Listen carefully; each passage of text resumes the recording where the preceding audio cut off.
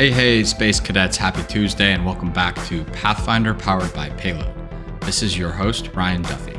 Today we are sitting down with Matt Weinzierl and Brendan Rosseau, who research, write, and teach MBA students about the economics of space at a school outside of Boston.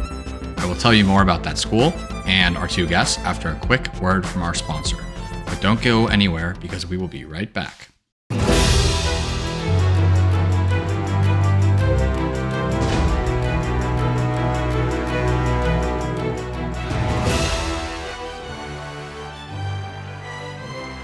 Today's episode is brought to you by Altec Incorporated.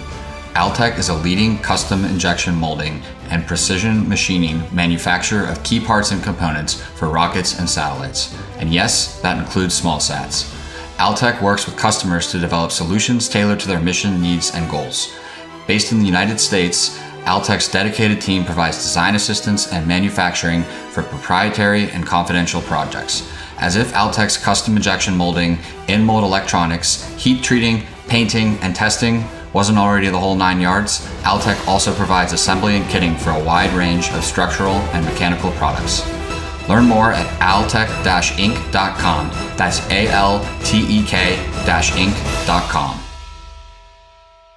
Matt Weinzierl is a professor of business administration at Harvard Business School, Senior Associate Dean and Chair of the MBA program, and a Research Associate at the National Bureau of Economic Research. His research focuses on the optimal design of economic policy, in particular taxation, with an emphasis on better understanding the philosophical principles underlying policy choices. Recently, though, and more importantly for our purposes, he's launched a set of space research projects focused on commercialization of the sector and its economic implications. Brendan Rosseau is a teaching fellow and a research associate at HBS, where he works on the economics of space activities.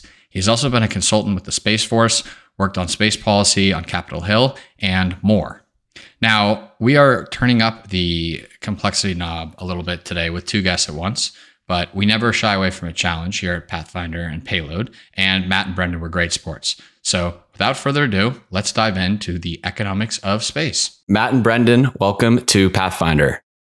Thanks, Ryan. It's great to be here. Great to be here. So this is the first time we are recording with three people. I think we have tried before, and ultimately the audio and video is not salvageable, but we are going to get this across the finish line. Y'all are looking very official. I feel a little bit underdressed this morning, but when we meet in Boston, I'll wear a suit. How's that? No, we're big fans of the podcast and of the newsletter, and so it's great to be with you, Ryan. And this is innovation, right? Three people just moving the technological frontier forward. So that's what we're all about. Exactly. No, I love it, and well, the feelings are mutual. So I'm going to take a stab at Brendan's last name and say Rosseau. Nailed it, Matt. Nailed it. Perfect. Off to a good start, but I'm gonna botch it here. Matt, I'm a little bit less confident in my abilities to pronounce yours correctly on the first try. So can you? I don't even want to try. Okay. I mean, so it's Weinzierl. Okay. Damn. I honestly, I think that's probably pretty close to what I was going to try, but all right. Awesome. With the first and last names out of the way, I would love to get the quick version of the story from both of you on how you landed where you are today, developing sort of, graduate level coursework concerning the space economy, teaching MBAs about the business of space, and writing about these topics in economic sort of analyses and papers, the quintessential HBS case study, and of course the Harvard Business Review. And we will get to that Harvard Business Review piece because there's a lot of good stuff in there. But Matt, starting with you, your research roots are in the optimal design, and I'm quoting from your bio, the optimal design of economic policy, in particular taxation, with an emphasis on better understanding the philosophical principles underlying policy choices. So how did you go from there to the business of space? That's a great opening question. Thanks, Ryan. So let me just wind the clock back one step. So I grew up in Minnesota on a steady diet of Star Trek: The Next Generation, thanks to my dad. And so I think the seeds were planted early. My wife and I have tried to inculcate that with our daughter as well. And I think successfully, she's a big fan too. But space didn't play much of a role in my life until much more recently, other than that. So as you mentioned, economics actually became my intellectual love. And the reason is that I was really interested in how societies work, how we can make them work better. And for some reason, the tools of economics, the approach just really spoke to me. Somehow they work. And so I focused, as you said, on this aspect of thinking about economic policy and how the government relates to the market, how we can improve society, how we can achieve our goals better through economic policy. And that led to various courses at HBS, including one where I was really focused on the intersection of the public and private sectors. Lo and behold, this is in the mid 2010s, and space is undergoing this incredible revolution, in particular in the relationship between the public and private sector. So I guess the Star Trek bug kind of was, latent, and I thought I should figure out what's going on here. And fortunately, we have an incredible pool of alums from HBS, including many in the space sector. So I reached out to Ariane Cornell, who at the time was a new employee of Blue Origin, now is a senior leader there. And she convinced their team to let us write, as you mentioned, a case study on Blue Origin's decision-making during the early days of Commercial Crew. And I just found this incredible wealth of interesting questions about economics, about society, about the industry, and got hooked. And so we can talk about all the things that came from there after that. But Brendan, you should. Sure. Yeah. And it's funny. Yeah, Brendan. Sorry, go ahead. So the short version, and tell me if I've got this right, is you've been an engineer, consultant. You've had a stint on the Hill, if I'm not mistaken, and now you're here. So would love to hear you expand on that. Sure. Yeah. So my first love and correct the record if I was wrong at all. Yeah. No, you nailed it. Maybe not so much on the engineer part. It's funny. One of my business cards has engineer on it because I was an engineering consultant, but it I don't know how much that passed muster. But my first love, in a world of title inflation, that's very humble of you to just admit that. So growing up, I always loved space. I think like a lot of people, they might call themselves telescope kids. People who just fell in love with space and everything it represented. And so when I started getting serious about it, started doing astronomical and astrophysical research, really going into the hard science side of it.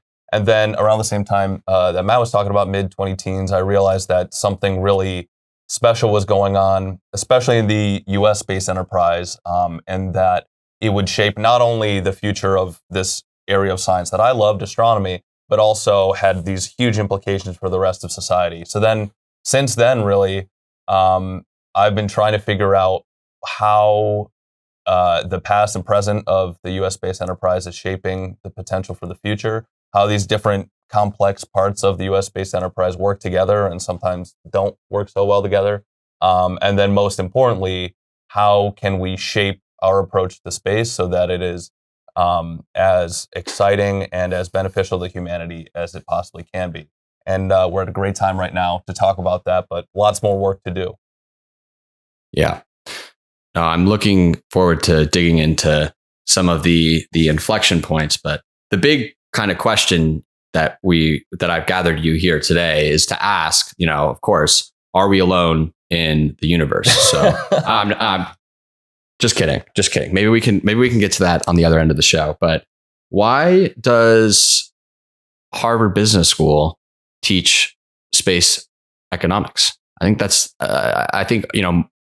for a lot of our audience are engineers and really technically oriented. And I'm sure some of those engineers have, since matriculated into your program. But I do think, if we take a step back and look a little critically at some aspects of the space industry, like some more rigor and economic discipline is sorely needed and much welcome. So I'm already setting you up, so I want to hear from y'all about. No, developing this program. Thanks very much. That's an awesome question. So, we really think of what we're doing, and when I say we, I mean both Brendan and me, and then actually there's another handful of faculty members at HBS who are also working on space. If anybody wants to check us out, we're at economicsofspace.com.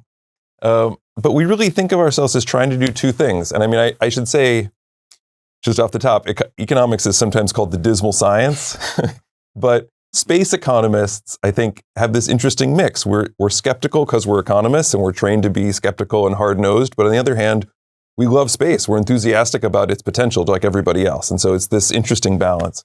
But I think we really have two goals. The first is using the tools that we have as economists, other social scientists, as business school scholars and professors, just to try to help the industry understand itself better, help policymakers understand the industry better, help just everybody understand what's happening, because then we can make better decisions and we can plan better, invest better, and so on. And so that's what the research side of a lot of our work gets at, and we can talk about that, including the HBR piece. But on the classroom side, why do we teach this at HBS? I think there's really two key reasons I would mention. One is we just think this is an incredibly important industry going forward for humanity. I mean, it may take a while for its full import to become clear, but even today, it's obviously inextricable from everyday economic activity, and that's only going to increase. So as a school that cares about big industries that matter, we think we should be teaching about what's happening in space. But the other thing, and this is maybe a little more nuanced, is that we've noticed as we talk to space companies, they're increasingly having to operate just as normal companies, not as primarily government contractors or national security contractors, whatever. And so they need people with the skills and the desire to think about strategy and marketing and finance and ops and all these things that business schools train our students to think about. And so to the extent that we can help train up the next generation of space sector business leaders, we feel like that's a real contribution that HBS is well positioned to make. Yeah, and if you look at it, as the sector grows and evolves, and we've already seen a lot of these changes, what is the space sector going to need? It's going to need great, talented people in the finance world, people who understand space and how to fund smart ideas. It's going to need great people in the insurance world. There's only a few space insurers right now, and we need more and more thinking about that. As you climb up the value chain and we're doing more and more exciting stuff in space, you're going to need whole different kinds of people, some of whom Matt just mentioned, who are really good and who care about space and know about space. So hopefully some of those people are in our classroom. Fantastic. So in a way, it's sort of like the professionalization of the space industry, right? Because and that's not there's no sort of like baggage or connotations there, but to your point, like as a lot of these companies reach a certain level of commercial viability and technical validation, their initial kind of early teams and like founding teams had to be by necessity sort of like all engineers who were really laser focused on one thing. And now as they grow up and they start to hit their stride, they need to bring on these other functions that they historically may not have had much experience in, may not be super well versed in, or just might be like a total foreign language. Yeah, I think that's exactly right. Bringing in, a diversity of perspectives even. I mean, whether you're going to be B2B or B2C as a space company, bringing in people like us, really, who aren't space engineers. Well, maybe you are, but certainly not. People for whom space is like a relatively new thing, but they can bring their expertise from other areas into the mix and help these space companies diversify their portfolios and their customer base. Yeah, I think that's exactly right, Ryan. Brendan, I want to give you the Pathfinder honorary degree of in engineering, just so we can definitively call you an engineer for the rest of this conversation. I'll put it on my resume. We'll see if it passes muster. I have a feeling I won't be getting a whole lot of calls back. Thank you, though. Check back in 5 to 10 years if Payload and Pathfinder do their jobs, do what they set out to do. We carry a lot of weight out there. You never know. So, Brendan, can you tell me a little bit about, no two students are the same, and I'm sure that is especially true at HBS and with the students and the programming that y'all are teaching. But can you tell us a little bit about some kind of common backgrounds or archetypes, or maybe there aren't common archetypes? I don't know. Sure. Yeah. My impression of the class, and we ran it for the first time last year, so we've got an N of 1 for our class. But the students who seem to come from two different backgrounds. There's one set, which is maybe half the class. I'm not sure what your impression was. Maybe half the class that are people who have come from the space industry or maybe the aerospace industry more generally, they have great technical experience, they know about the industry, and they're coming to business school to either pivot into a more business-related role or even pivot out of the industry, pursue other things. So they want to learn more about space. And then the other half of the class is really like miscellaneous is the only real title I can put on it. It's people who, for whatever reason, saw that Harvard Business School is teaching about space and they wanted to learn about it. Most of them, I would say, are reading headlines and might even subscribe to Payload, and they're saying, I just want to learn more about it in a classroom setting. So it is a little bit of a challenge to bring all those different perspectives together and have, kind of like communal learning in that sense. I should mention also that in addition to the Harvard MBAs that we have, we're very lucky to have cross-registrants from MIT, some of the PhDs from their Aero-Astro program who are phenomenal, and then folks from the Kennedy School as well of public policy. So the people we get in there, it's some really interesting conversations, especially as you jump from like national security to technology to what should the future role of NASA be. You get whole different groups of people chiming in and having really strong opinions. I'll just add one quick thing because it's only become apparent to me really last year, but it's I think a fascinating trend, and it may actually speak to some of the folks who are listening to this podcast.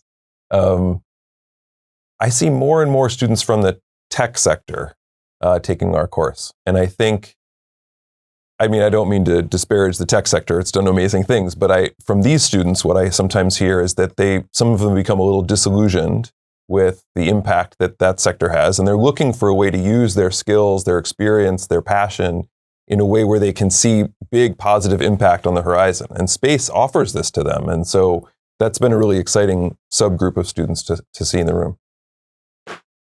I've been pretty personally, intellectually fascinated with that topic, and I haven't really had the time or bandwidth to sort of dig deeper into it for Payload. But we've talked about it internally a bit in the newsroom. It's just the layoffs.fyi is this kind of informal site that tracks tech layoffs, and unfortunately, it's been very active. I'm sure their web traffic is crazy just because so many folks have been laid off from a lot of these tech darlings across private and public markets. Do you think that space companies are, in your own sort of conversations and learning and experience, and even with, your own students, do you think that the space industry will really lean into that, into the fact that there are competencies and skills that overlap quite a bit between software engineering, for example, and tons of elements of operating a space company and space assets? And the last thing I'll say is on principle, or on sort of passions and principles, and finding meaning in one's work and making a dent in the universe. The classic sort of Silicon Valley line, which often is deployed disingenuously, is changing the world. I think the space motto needs some sort of the space industry needs a motto that riffs on that, but is about changing the world off the world, or going beyond the world. I don't know. We got to workshop that one. No, it's so funny. Is that right? The mission of Harvard Business School is to educate leaders who make a difference in the world. And I've also thought we should say educating leaders who make a difference in the galaxy, and beyond, solar system, universe, pick here. Yeah. Perfect. Now that we have the space Perfect. So I think that's right. I mean, I don't have any evidence quantitatively that the space industry is grabbing some of the folks who are finding themselves out of a job. But I can only imagine, in the sense that we definitely heard specifically from folks that there is a supply constraint in software engineering in particular in the space sector. Everyone's hunting. The students that we talk about, or the students that we teach and then they head off and do their startups, one of the things they tell us about is that's the part that they're having the hardest time hiring in. So I can only imagine. Yeah. Yeah. And I'd say, not to disparage, the tech industry, but one real advantage of coming into the space sector is that I think people, especially in my generation and our generation, are more and more concerned about the grand challenges that the world face. I think that looking at the world today, it's never been more obvious that there are huge, systematic, fundamental challenges that will take years and the best and brightest among us to solve. And I think that more and more people are realizing that if you want to attack these grand challenges like climate change, like equitable access to the 21st century technologies. All these things, space is a great way to make a huge dent on all of these challenges. They actually talk about that in a separate HBS course called Grand Challenges. The first class is about space. It's a great time. Communicating that value proposition is, it's a multifaceted sort of interdisciplinary field, space. But I think the communication, marketing, and storytelling is, part and parcel of that effort to continue driving an investment and building our capabilities and whatnot. And I think the onus is, it's on us. It's on like the whole industry. But I think that often gets lost in translation. That I've seen more. The ratio of stories about space tourism and Jeff Bezos' ride to space versus, hey, there's these technologies going up on orbit today that are changing the world already. The ratio seems off to me. That's part of the reason why, hopefully, some of the research we're doing and things we're studying is moving the needle a tiny bit, but we got a lot of work to do to convince the world that this space revolution is a good thing for everyone, which I believe it is. Right.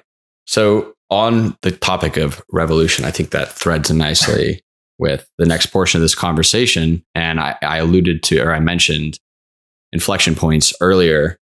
Why is the present moment an important turning point for the industry? And for people, following along at home, I will refer back, Matt, to your Space, the Economic Final Frontier. I read this, marked it up and everything, but that was written in 2018, I believe. Right.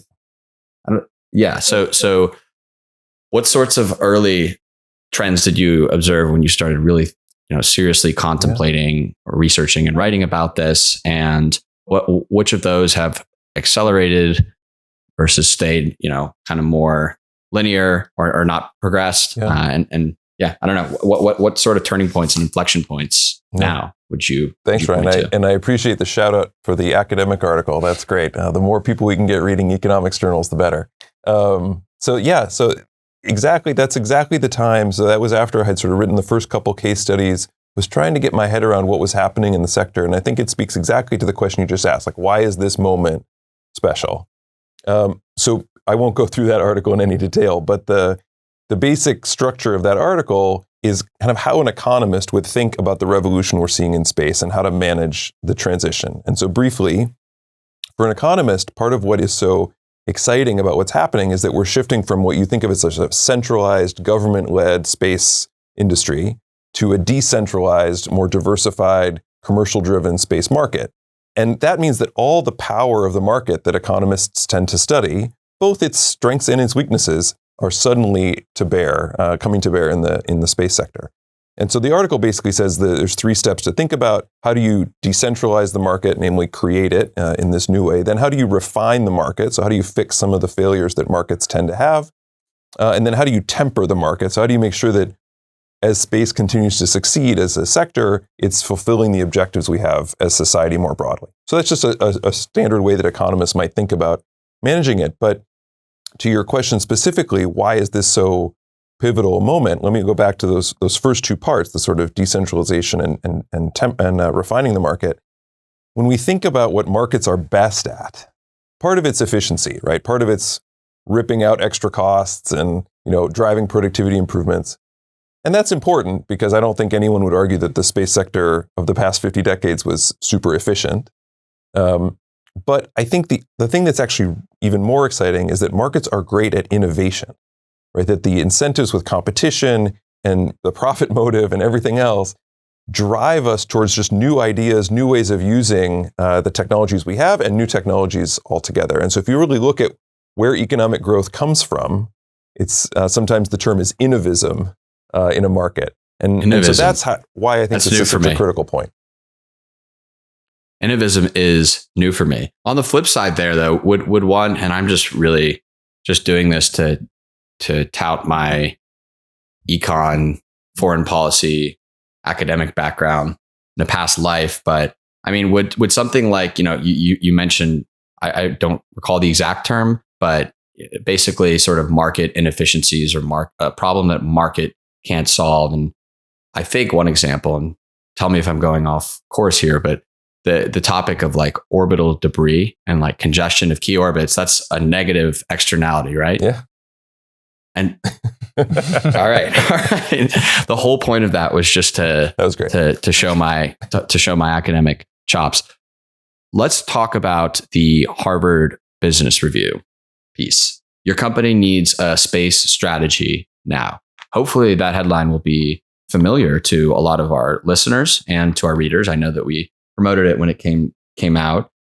And I think that this concept will only get, increasingly important. I think I saw a future guest we'll be recording like next week, like Jonathan Lacoste. He's a space venture capitalist, and he used that term recently on Twitter. So it's catching on. But can y'all unpack sort of the thinking behind that headline, and then we can get into the weeds a little bit more in terms of the content of the article. But everyone has to read the article. Everyone listening to this has to read the article. Sure. We'll include a link to. Appreciate the plug. Yeah, I think the point behind the article and the title really put an exclamation point behind it was that so many people, I think, today are aware of space. They've heard of SpaceX. They know that things are going on. They've probably seen a Space Force meme or two. They know that something is happening in space. But I think that for whatever reason, whether space has been mythologized in the past or, there's that term that space is hard, that space is, out there, it's not something that I should be thinking about critically in my daily life, has made it at arm's length for most people and also especially for the business world who thinks of space as something not of an immediate interest. So when we look at the space industry today and how it's changing, particularly through the evolution of data in space and how it's changing not only the business world, but our world in general, that forward-leaning companies should be thinking about space today and having conversations in their boardrooms about what are we going to do about this new disruptive set of technologies that happens to be in space, but like any technology, it has huge downstream implications. So I think that's really the point we were trying to get across. And I'll just add, Ryan, it's so funny when you mentioned the idea taking off or whatever of space strategy, something that Brendan and I we would love to see. It's not about our article, but if you really want to get this innovism of the market driving space and growth in space, imagine if every S&P or Fortune 500 company felt that it was incumbent upon them to think seriously about the opportunities in space. I mean, we can sit here in our offices and try to come up with great ideas about how to use space, but these are the people who know their businesses. They know where the pain points are in their supply chains and so on, and where space might really make a difference. That's where the really incredible ideas are going to come from. And I just don't think those conversations are happening outside a few very specific companies. Yeah. And one last thing, just to give Payload a shout out, I think is Kevin Wheel said on your podcast that one of the biggest challenges within the Earth observation industry is awareness, is what he said. I think that that's hugely true. And to the extent that we can be a mouthpiece to the business world, the non-space world, as you might call it, to say, hey, these capabilities are out here. They're becoming more usable, more impactful, more integrated with other data sources, especially. I think that's a message that needs to be told. Yeah, well, certainly. The stars are aligned, gentlemen, because last night I pulled up a kind of market screener of the Fortune 500 companies and how they, were grouped together by sector and industry. And so we're going to just do a round robin. And I know that, obviously there's no fill in for being in the C-suite or on the management teams of these companies and thinking about the actual applications, but I do want to do some theorizing here. And so I want to explore how this space strategy theory applies to disparate industries. Some of these will be easier. Some of them will be not as easy. So you give Matt the hard one. Start with, yeah. Yeah. Okay. So I'm just going to go off the list, but we're going to cycle back and forth. And these are in no particular order. I don't know. They're probably in order of the screener that I was looking at and where my eye went across the red and green. I'll include a screenshot too in the video version of this. So Matt, let's start with e-commerce. Why do e-commerce companies or the e-commerce sector, why do they need a space strategy? Sure. I mean, I think that in the most basic sense, logistics management is huge. and the ability to use data from space to help with supply chain and shipping and everything else that comes with logistics is sort of an obvious point. You might also think that there's some monitoring, say, of the various points in your cycle, maybe raw materials production. You could maybe consider doing some monitoring of that. I guess I think that's sort of supply side thinking. On the demand side, I don't think we really know yet how large a revolution space may create in not just Internet of Things, but the use of mobile payments and just mobile technologies in general. And so if I'm an e-commerce company, I'm thinking about, imagine if the scale of data analytics and data transmission and communication that can happen increases by orders of magnitude. How does that change my business model? From the demand side, I think of that too. And then, let's see. Maybe I'll stop there for now. My brainstorming. Yeah, because there will be some overlap. I mean, this next one's kind of a subset or overlaps. Brendan, over to you. Consumer packaged goods. Yeah, I'd say see Matt's answer. Just to give a data point, I think the best evidence of the value to consumer goods and to e-commerce, see Project Kuiper. There's a reason why Amazon is investing billions and billions of dollars into rockets and then satellites to provide internet. I think there's a real strong case there. I also just add on this, Ryan. So as you can see, both Brendan and I immediately go to data. And if people do take a chance to read the piece, they'll see that we emphasize of the 4 sources of value potentially in space, data is the big one, especially in the near term. So I think that's the natural place to go. You might imagine with CPG, thinking a little bit further out, that there is some R&D you could imagine doing about your products on station that could be pretty exciting. I mean, again, I'm certainly not a material scientist, so I can't imagine exactly what that would be. But to the extent you're trying to innovate and create new products that excite people here on Earth or eventually in space, I can imagine new commercial stations providing a way to do that. Yeah, we will hit on those 4 actually next. I want to hit on a couple more industries. We won't go through them all because I could sit here all day and do this and learn, but I want to be respectful of your time. So, I mean, I have oil and gas and utilities next. I think that one is a little bit more clear. So I'm going to leapfrog to the harder ones. Semiconductors. And this is open to either of you. Whoever has the lightning bolt semiconductor manufacturing. First. Yeah. I would go back to Matt's comment about research on commercial space stations. I know that there are specific heating and cooling processes and doing very thin wafers that could be hugely beneficial for kind of next generation computing. Again, not a material scientist, so I'm not sure exactly what those materials are, but speaking with folks who are putting up the next generation of space stations, they seem pretty optimistic about what that can open up, as well as other things like organs and retinas and things like that. I mean, that's hugely exciting. That's great. That's right. So like the advanced manufacturing, I completely agree. I think going back to the data side of things, I think we're all increasingly aware of the dangers of geographically concentrated manufacturing of critical components. And that can be geopolitical risk. That can also be climate risk. I mean, we haven't talked explicitly about that, but climate and weather monitoring is increasingly going to be a big job, not just at sort of the long scale, but even at the very short time frames to think about reallocating production efficiently across factories and so on. And so I can imagine as we build up a more diversified base of semiconductor manufacturing, that data from space being an important part of that. Yeah.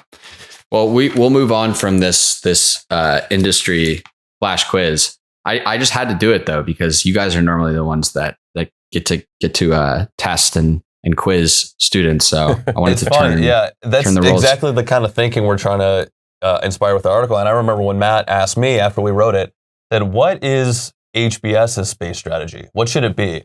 And I was kind of taken back. I was like, oh, I hadn't actually thought of that. What should our space strategy be? If we're telling other people to do it, we better think about it ourselves. So we're thinking about it. Is it not what you're doing right now? You know, creating this coursework, doing this research.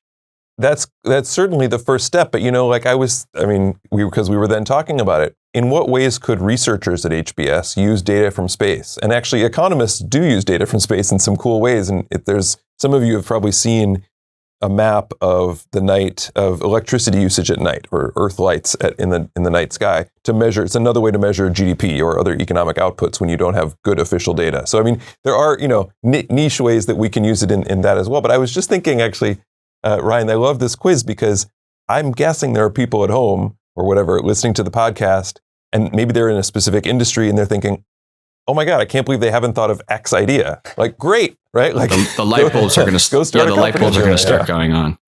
Yeah. And to your point, this a topic of alternative data has always like fascinated me. And for an example of what you were just speaking to, look no farther than satellite images of North Korea versus South Korea at night. And we'll toss an example on the screen, but I want to get to the data, capabilities, resources, and market sort of frameworks that you all employ in this article, the space strategy piece that you wrote. Yeah.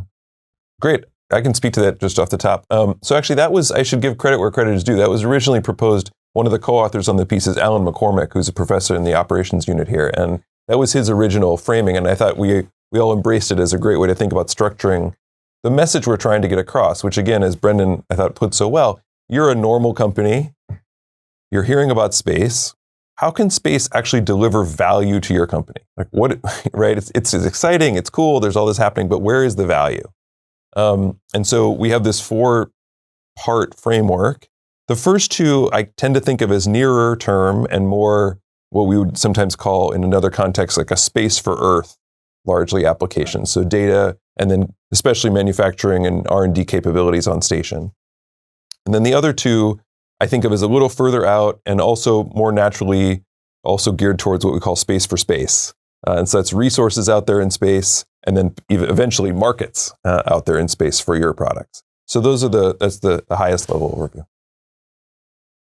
Where do both of you sit on the long-term value of space for Earth and space to space? This is what we call divide and conquer. That's perfect. That's a great question. I think I tend to be more focused, and correct me if I'm wrong, on the data side. My philosophy is, being from Illinois, it's Lincoln's philosophy of you steer your riverboat as far as you can see, which is to the next curve. And as far as I can see right now is data from space. I think it's hugely, hugely consequential for the 21st century, solving all of these problems that we have. And really, if you look at technologically what we're doing now, and as far as expanding markets and how data from space is being used, we've really just scratched the surface. And so that is where, when I'm up late at night, that's what I'm thinking about, is what will be the impact of data from space? How can we better use it and integrate it? And what problems can we solve with it that we aren't already solving? But there's lots of other questions in the future of space that we think about. No, that's great. I was thinking, as Brendan was talking about data, that often people ask us, what's a good analogy for what's happening in space? And there's many that people can think about. And if people don't know, Roger Lanius, the former NASA historian, wrote this great little piece on 5 historical analogs to the space sector, which is a great read to kind of make you think hard about some of the standard ones you might have in your mind. And people often say, and it's cliche at this point, but like, are we at the equivalent of the beginning of the internet age? And like, we have no idea the effect space will have. And I think, to Brendan's point on data, that might be at least a helpful way to think about it, that we don't really understand yet the scale of the impact that the data from space can have. The other analogy that speaks to me really quite a bit, and this is getting at what Brendan was saying, he might be more focused on the, before the next turn, is as space as the next frontier. And frontiers, like geographically, have been really important in the history of economic development. And so for me, that farther out stuff about markets and space for space and humans in space, I don't want us to lose that, because I feel like, in fact, probably most of the people, I would venture to guess, who are listening to this podcast, part of the reason they're excited about space is that stuff. And of course, that near-term stuff is important, and it's world-changing, and we got to focus on it and take advantage of it. But I want us to keep that more, long-term and aspirational view as well. Yeah. So I think where we collide, and I'm not sure if there is a right answer on this, is the role of humans in space. and especially as far as how will the development of human access to space, will it throw open the door? Will that be, the kick that throws open the door to a broader space economy, or will it be kind of a byproduct? I don't know if there is a right answer to it. One thing that was fascinating was in our course last year, we had as guests Charlie Bolden for one class, former NASA administrator. And then in the next class, we had Lori Garver, his deputy administrator, who in those classes... And an alumni. I'll just add an alumni of Pathfinder. Yeah, exactly. Presented fundamentally different views about the future of space, the future of NASA, and especially what role humans played in that. How NASA should be prioritizing human space flight versus other aspects of it. And as a teaching tool, it was great because we could turn to the students and say, look, if the number 1 and number 2 at NASA fundamentally disagree about the future of space, there's a role for you in this conversation too. It is not a solved problem. Totally. And I think it's probably a spectrum, right? Like, of course, the International Space Station primarily functions as a research lab. And there are so many, there's so many R&D sort of breakthroughs and innovations that have occurred there that have been, as well as more broadly applied to space technology that is developed for the very, very, very difficult domain of space and unforgiving. I think, though, when I think about space exploration, and actually in recent conversations with leaders of some space agencies from around the world, it's not always, and I'd be interested to hear y'all's perspective on this as economists, it's not always, like self-interest or rationality driving a certain program or a certain human exploration mission, right? Like there's an element of pride. There's intangible, difficult to quantify drivers. What do you think about that? Yeah. Oh, absolutely. Actually, I think that's one of the great things about this transition the sector's going through, which is that for the past, 60 years, we haven't been particularly clear at some level on whether our goals in space are public or private. Are they goals that don't really have economic returns at some level, or are they primarily about producing economic value? And now I think we're going to be able to get a little bit more clarity on that, in the sense that NASA and NASA's been great about this. I mean, I think it's easy to criticize public agencies for kind of slowing the commercial train for several decades, but if you actually think about the grand scale, the transition's been incredibly fast. And NASA talks about this, I think, in a really elegant way, which is we want to leave to the commercial sector the parts of space that they can do better than we can, with various incentives and information aggregation that markets can produce. And that will free us to do the things that markets don't do well: exploration, basic science, all that kind of stuff, national pride, national defense. And so I think that's actually a really valuable separation going forward. That's great. And I mean, I think for further reading on this, I'd point people back to your papers and case studies and whatnot. Gets into the backstory of COTS. And then also, basically this podcast today, we're just plugging each other's SoundCloud links, which in this case are not mixtapes, but papers and newsletters and podcasts. So, but yeah. And then obviously Jim Bridenstine spoke quite a bit about that on a recent episode. Returning to this concept of innovism, which I have not heard before, what are some of the most encouraging signs of innovation that you see? And, I would wager probably based on the comments you just made, that there's probably more innovation happening at this point, closer to Earth, just because of the capital expenditure, the technical difficulty, the lack of sort of demand for services and products like in deep space. And I'd be interested to hear from both of you on this. Sure.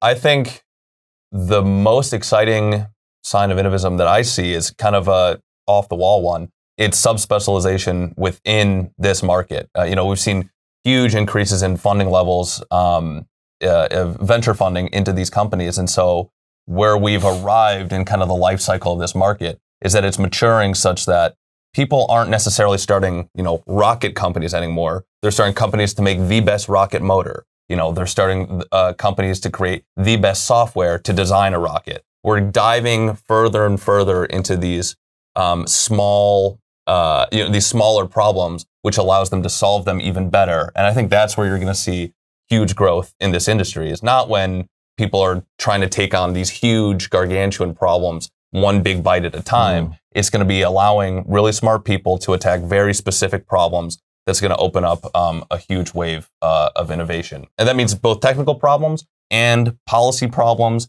and problems with, creating smart financial vehicles. It's across the whole marketing problems. That's a great point. And actually, Ryan, I know you guys have talked a lot about vertical integration on the podcast at various points. And I think Brendan speaks to a really interesting, to us anyways, transition in the sector, which is, for a while, vertical integration was really valuable because the supply chains and everything else, I think, were not particularly efficient. And so we saw huge gains from that process and stripping things out. And now you're seeing a bit the pendulum swing back towards some more specialized production, because we all know specialization can also be really efficient. We were just talking before the podcast started with you, Ryan, about a couple of our alums, Mallory McLemore and Wen, who just started Stell, which was featured in Payload the other day, doing exactly what he said, right? Developing a particular product to help this whole ecosystem work more efficiently. And so I think startups is the short answer to why, where do we see the most innovism and the most excitement, the VC funding that funds it. I guess I would also say, just more generally, and it gets back to the beginning of our conversation, just the number of young people excited about this stuff and coming to us saying, I want to be a part of this sector, going to space conferences. I mean, we get invited to colleges and campuses around Boston all the time who are hosting different space conferences. And that's just awesome to see. It wasn't true 10 years ago when I first got interested in this. And so that's been a real change. Right.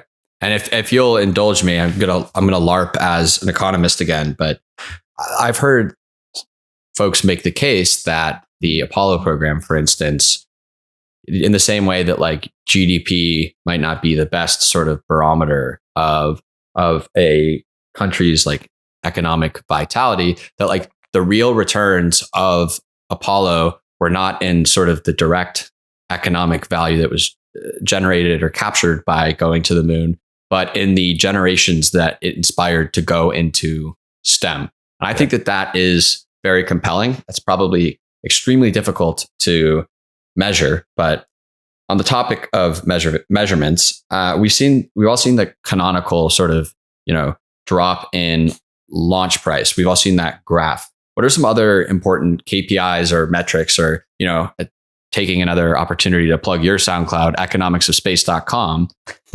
If you had a dashboard of, these metrics that you were tracking over time that you think were most important for space to Earth and space to space companies to close the business case, for the business model to pencil in, beyond sort of dropping launch costs? What are other metrics that you would point to that aren't discussed enough?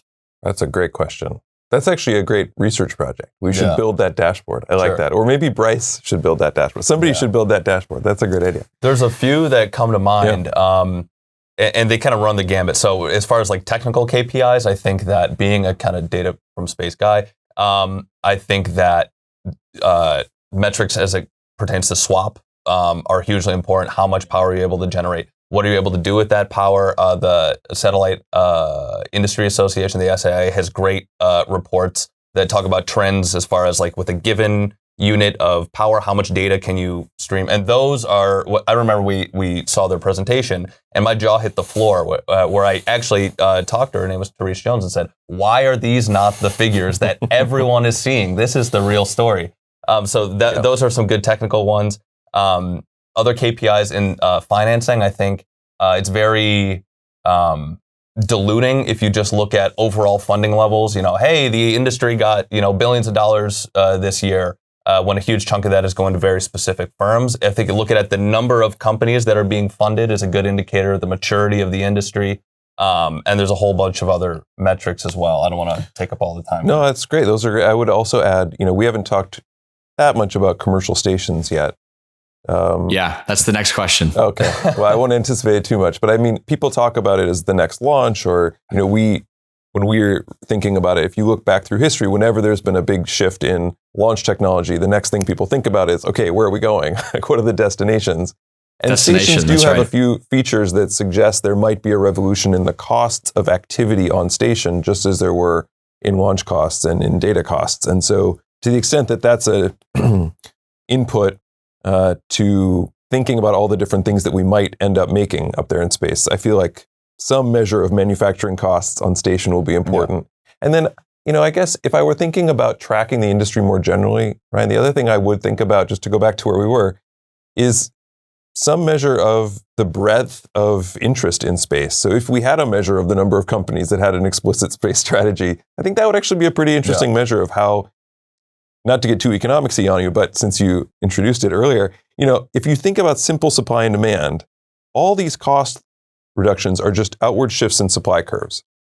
And the reason that's supposed to be so powerful is because then you can move down an existing demand curve. So all of a sudden, these things that weren't profitable before become profitable. We should be seeing that. We should be seeing more and more companies think, I can make money doing something in space as these costs continue to fall. Yeah, and along those lines, I think one of the best metrics I've seen for that is the folks at Space Capital, Chad Anderson, they have a dashboard that shows, I think very wisely, not only space, what they call space infrastructure and space distribution, they also have space applications. So everything that is built on the back of space technology, and he throws a lot in there, like Uber and Lyft and things that use GPS. I might not put the aperture that wide, but it's a great metric. That is hugely important. We need to unsilo space and say, what is really included in the space industry here? Yeah, I think that I fall in the camp. I've seen lots of discussions and debates about this. I personally fall in the camp of like more of sort of a purist definition, if you're defining the sort of size and scope of the economy. But I do think that it's important. I totally agree that it's important to track all that, going back to the importance of communicating what this enables and, what's possible. But back to space stations, I've heard you all describe that as the chicken or egg problem. Can you expand on that? Oh, sure. I'm sure most of your listeners will know pretty quickly what we mean. I mean, it's the classic chicken and egg problem in the sense of before we know what we're going to do on station, it's hard to necessarily build the economic case to go out and produce them. At the same time, until we have stations, it's hard to kind of know what we might do on them profitably. And so who's going to break that vicious cycle? And I have to say I'm relatively optimistic. I mean, I'm a relatively optimistic person, so maybe that's a fault of mine. But and I've heard folks across the whole spectrum on where we are with CLD and the whole stations thing. But I'm encouraged by the idea, at least, that there is some serious money from NASA into priming the pump on getting these commercial companies to start trying to produce. I also think it's imperative we have something up there before the ISS goes out of service. And so I'm optimistic 100%. that ball will keep rolling downhill. Yeah. Do you, if you had to bet, and we're obviously moving pretty far afield of sort of empirical, rigorous analysis here, but if you all had to bet, which would be the first commercial station that is on orbit and operational? I think the question of who's going to be first, I think, is solved. It looks like it's going to be Axiom. They've got a great head start, and the pictures that we're seeing coming out of their facilities are really encouraging. The question, as I see it, maybe is less about who's going to be there first, but who's going to do it best. Who's really going to get that customer attraction and retention, and then be able to expand on the number of capabilities. I mean, people have talked for a long, long time about, hey, manufacturing in orbit will allow us to do X, Y, Z. We have research going back to like the 80s, people saying it's the next big thing, just trust us. So I think that whoever is able to show that there really is a value proposition for using that microgravity environment is going to be a real winner. And I think there's probably room for more than one winner. So we're excited to see how it turns out. Yeah. No, I've spoken to Suffredini was the first, Mike Suffredini, the CEO of Axiom. He was the first ever guest on Pathfinder. And we've also talked to a few other the leading companies building out those stations. And it will, I'm personally very interested to see like what the golden goose or what the golden geese will be. But a lot of folks seem to think that it's, some combination of like fiber optic cables, semiconductor architectures, like bioprinted organs, as we've spoken about, that could not be made on Earth. Real quick, while one plug on that. I think the least talked about story when it comes to space stations that should be talked about more is the ability to do analytics and real hardcore processing up on station. There was stories of AWS testing out a snow cone, which I think they talked about on your podcast. Yeah. And like that set off fireworks in my brain, and I expected that to, be huge news. Like, hey, we're changing by orders of magnitude the ability to process and be smarter when we're up in space. And it seems like that's flown a little bit under the radar. So I'd love to see more attention to that and more work on that, because that for me will be the X factor. Right. Well, I have you. What are your thoughts on the launch market, ranging from the micro or small launchers to the heavy rockets? This is a topic that we discussed a lot earlier on in Pathfinder with guests. So I'd like to kind of return to it in 2023. Where do you think that the market's like closest to an equilibrium versus oversupplied versus undersupplied? That's a tough question. The prognostication, certainly over the short term, I don't know if I have a brilliant answer on that one. I guess I would say that one thing that comes to my mind, again, sort of as an economist thinking about this, I don't mean to keep going back to supply and demand, but it is the main tool. When you think about a demand curve, it flattens over the longer term.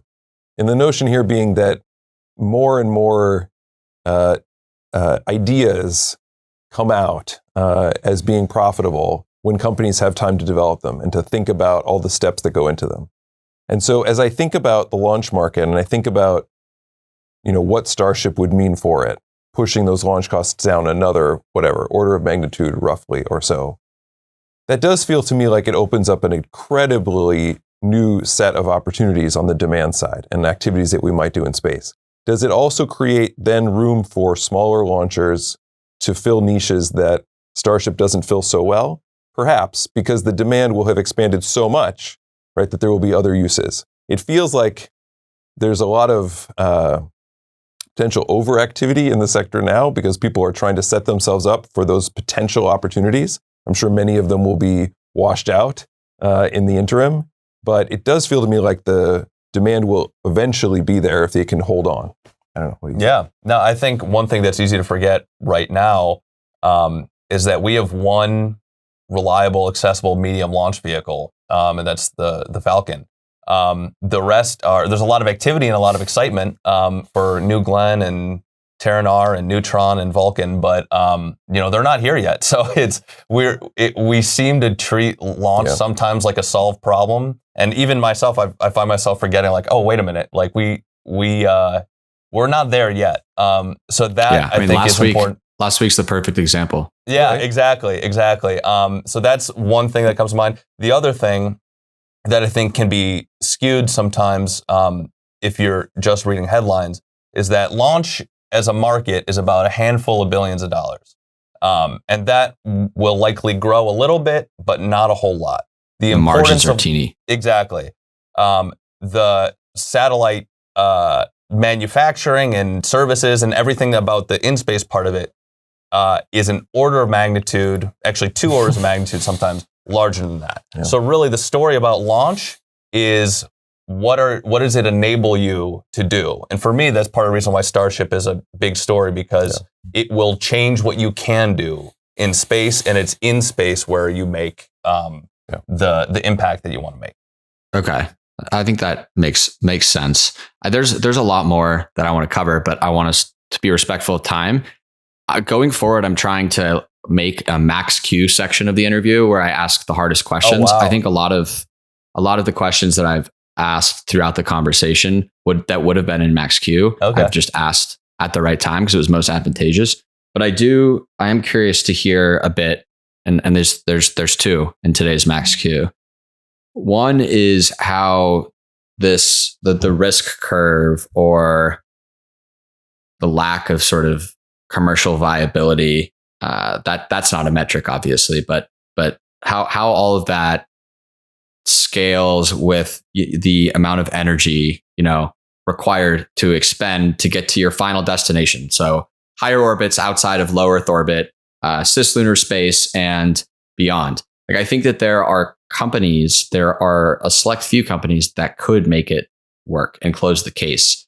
But for a lot of these kind of businesses and business applications and models, in my mind, it only kind of squares close to Earth at this point.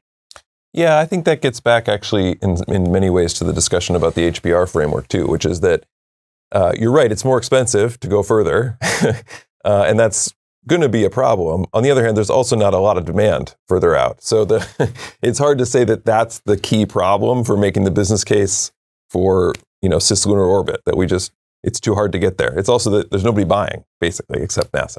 And so I think I guess I would focus a little bit less on the extra energy costs of getting further out than on where the demand side is. The one big exception I can imagine is resources. And so, if people are really thinking about trying to reinvigorate the asteroid mining / lunar mining sector, then for sure, the costs of getting there are a bigger obstacle. Yeah, I think the real question, like Matt said, is demand. I mean, it's relatively cheaper and takes less energy to put a potato in low Earth orbit, but no one's paying for that. You can do something that's hugely valuable that takes more energy and costs more to do. But if it provides a lot of value, then people will pay for it. And I point taken on the lunar resources, especially. That's a really interesting area where so many of the economics are really unproven. Right. Totally. Last question. Actually, just so I don't forget, you mentioned a potato. When I was in Paris for IAC last year, I was at dinner with a bunch of former SpaceX engineers, and we had this idea to create a tool to measure like the cost of sending a raspberry or a strawberry to space and returning it and building like a dashboard. So maybe in like 5 to 10 years, when there's more return capabilities, more launch vehicles, that that can be part of the economics of space dashboard. But no, actually, Ryan, I don't mean to interrupt, but I think a related and maybe slightly more serious indicator that I've wondered about is the cost of keeping a human in space for X period of time, right? So is it a month or a year, whatever it is? I think that would be a fascinating metric for real, because that includes all the stuff that human is going to need. Yeah. Maybe it's 10 humans. I don't know, but some metric about that I think would be really valuable, actually. Yeah. Last question, and then we'll go to the lightning round. Is it possible that we're in the midst of a commercial space bubble? And why or why not is that answer shaped by the shakeout and drawdowns that we've seen with SpaceX? Yeah, that's a great question. We get this, people ask a lot about this, I think partly because they're worried about getting into a sector if it's just been a bubble and now it's never coming back. Again, I guess I'm a little more optimistic about this. I'm sure there was a bit of a bubble in the sense that there was a lot of froth, interest rates were super low, there was a bubble in basically every asset class. So it wouldn't surprise me if there was a little bit of dumb money or whatever coming into the space sector over the last decade. At the same time, it seems to us that, or at least I should speak for me, but it seems to me that there's a lot of smart money now that's engaged in space and knows how to be smart about space, how to actually evaluate the companies that are pitching to them and that are already on the market. And so the tagline I have tended to use is, if you've got a good idea, you can still get funding in space, which suggests to me that even if there was a bubble, the bursting hasn't been catastrophic for the progress in the sector going forward. On the SPACs, that's a fascinating question. I mean, we've talked to various folks in the finance sector about SPACs, and of course, there were lots of problems with them. But they did address a problem, at least as they describe it to us in the space sector, was that it's relatively easy to raise money early for space companies, and it's relatively easy to raise it once you've drawn down the technological risk and maybe even some of the market risk. But there's this valley that can be hard to traverse. And that's true with a lot of sort of tough tech or whatever sectors, but it's especially true with space. And you can see that actually in the VC data. SPACs give you this big chunk of money up front to kind of survive that through that valley. And I think that, we'll see, right, over the next couple of years, how many of those SPAC companies, in fact, use that war chest for exactly that reason. Some of them have struggled a lot with their share price, but they're still sitting on a big pile of cash. And maybe it'll work out kind of for the best at some level. Great. Well, we could keep going, but it's time for the lightning round because like I said, I want to be mindful of your time. So I'll, taking advantage of this unique format, this unique new format, I'm gonna bounce questions between you, just like we did earlier. Okay. Fun. So the first one, Matt, if you could travel, this is a variation of a standard kind of like icebreaker question that someone would ask at like a new company or orientation, but the original one is if you could travel to any place in the world, where would you go? The Pathfinder version, of course, is if you could travel to any place in the galaxy, where would you go? Oh my gosh, what a question. Can I go right next to the black hole at the center? I think that would be pretty amazing. I'd love to see stuff falling over the event horizon and just kind of, watching that happen. That seems pretty cool.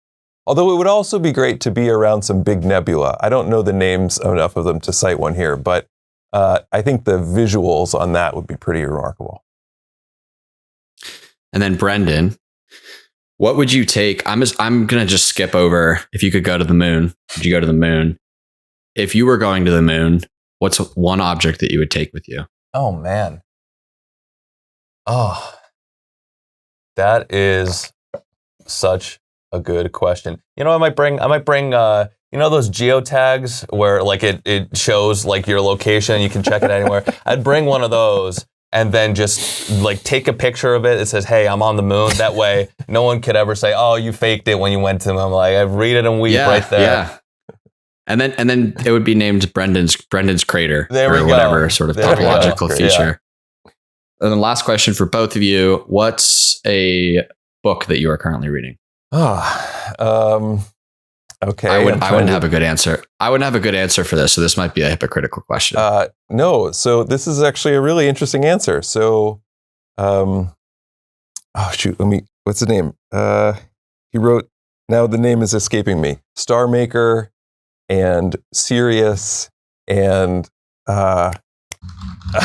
okay, I can't believe his name. The readers at home Olaf Stapledon. Thank you. Olaf Stapledon is my new favorite sci-fi author, and I can't believe I didn't discover him until now.